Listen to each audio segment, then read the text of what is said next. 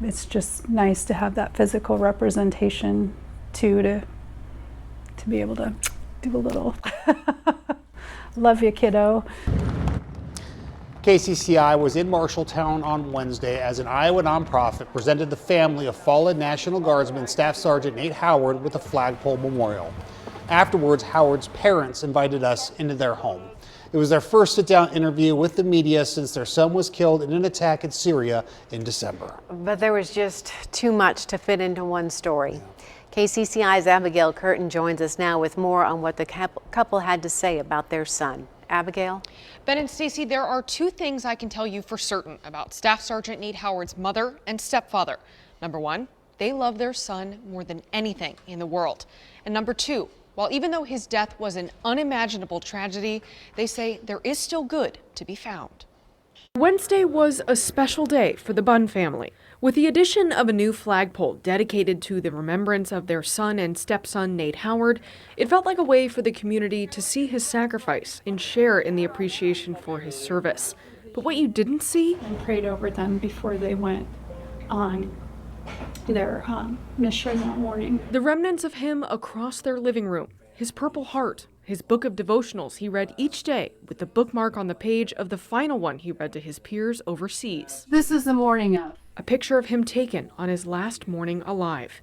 And yet, Misty and Jeff Bunn can still find a bit of peace. We know where our son is. We know he's in heaven with Jesus right now. And if you could just picture that in your head of how beautiful, colorful, and the love he has, makes you just feel more at peace. The grief lingers. The accolades, the photos, even the flagpole out front doesn't come close to replacing what was lost.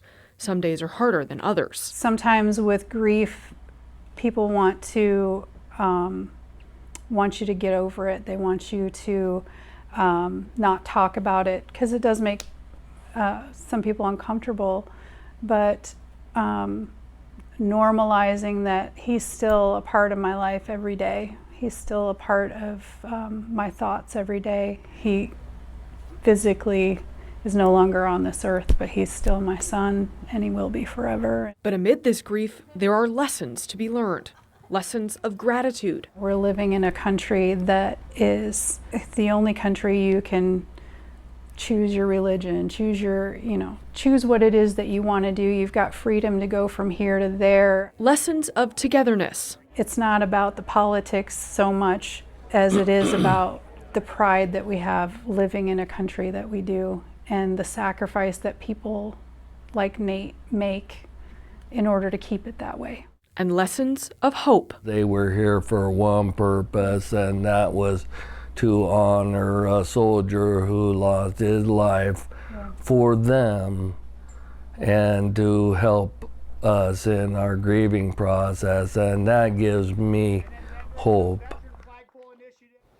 An incredibly special story told by an incredibly special family. From all of us at KCCI, thank you, Jeff and Misty, for your service and your sacrifice.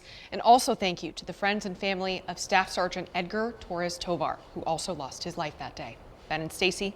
Yeah, their families are in our hearts. Abigail, thank you.